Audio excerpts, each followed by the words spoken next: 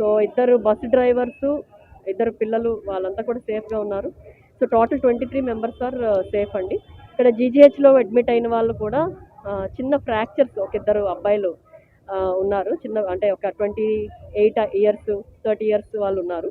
వాళ్ళిద్దరికి 2 ఫ్రాక్చర్స్తో ఉన్నారు తప్ప మిగతా అందరూ కూడా సేఫ్గా ఉన్నారు. వాళ్ళు కూడా స్టేబుల్గా సేఫ్గా ఉన్నారు. బట్ చిన్న ఫ్రాక్చర్స్ కాబట్టి దే హ్యావ్ టు స్టే ఇక్కడ.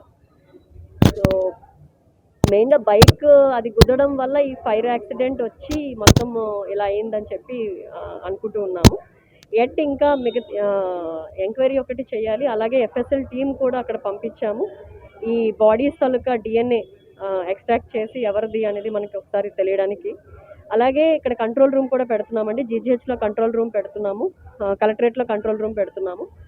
అండ్ స్పాట్ దగ్గర కూడా ఒక టెంపరీగా ఒక కంట్రోల్ రూమ్ హెల్ప్ డెస్క్ లాగా పెట్టి, సో ఎవరైనా ఇమీడియట్గా ఏదైనా అవసరం అయినా సరే ఇమీడియట్గా వాళ్ళకి మనం హెల్ప్ చేయడం కోసం ఒక హెల్ప్ డెస్క్ పెట్టడం జరుగుతుంది. ముఖ్యంగా ఇక్కడ వచ్చే వాళ్ళందరూ కూడా ఎక్కడైతే ట్రాన్స్పోర్టేషన్ మనకి హైదరాబాద్ కానీ బెంగళూరు కానీ ట్రాన్స్పోర్టేషన్ ఎవరైనా అవ్వాలనుకుంటే వాళ్ళకి అరేంజ్మెంట్స్ కూడా చేయడం జరుగుతుందండి. సో కర్నూలు జిల్లాలో అంటే వాళ్ళ రిలేటివ్స్ ఉన్నారండి ఇక్కడ. సో ఇప్పుడే మీకు జీజీహెచ్ సూపరింటెండెంట్ గారు కూడా చెప్పారు, ఒక ఫ్యామిలీ 4 దూకేశారు, చిన్నపిల్లలు 2 అండ్ మదర్ ఫాదర్ అని చెప్పి వాళ్ళ రిలేటివ్స్ ఉన్నారు తప్ప కర్నూలు నుంచి ఎక్కిన వాళ్ళు అయితే ఎవరు లేరండి.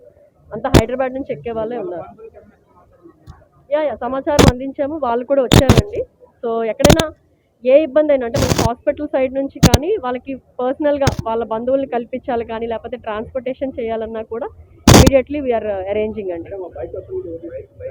అంటే బైక్ అతను కూడా చనిపోయాడండి. సో బైక్ అతని తాలూకా డీటెయిల్స్ కూడా తీసుకుంటూ ఉన్నాం.